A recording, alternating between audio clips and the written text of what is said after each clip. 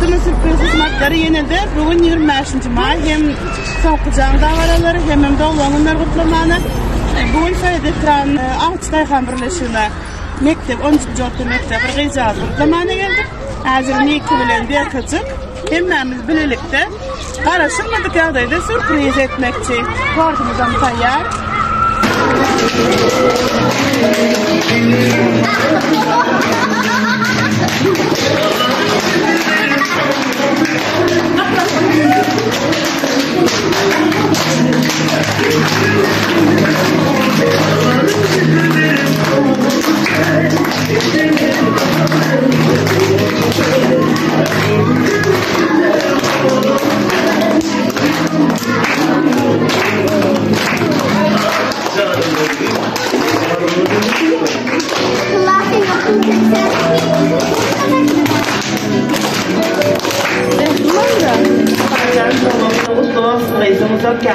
Milyontaki destanlar sonlarına yer. Yokurup bu canlarına esip olsa, mobillerine yeğnesine en mağazada ulakar sağ olsun. Oğulcan seninle makalım, yaşın zin olsun. İneştayda, yağ grupta ecelinden atan, gelbilmek için bir hobice uğradı size. Hem mobillerine çalarıp töreli. Anlaşmam göreli. Allah'ım sana ağıyımız benim yaşımız. İlk doğdum, ilk varsın. Allah canım ezimde onun olsun. Müştak gece onun bölümü. İyi mutluyum. Canım kızım, seni çok seviyorum. Allah canım seni uzak yaşasın. Altından tatlılar var yanında. İlk senin kızımsın. Seni çok seviyorum. Candan yengemden Allah razı olsun.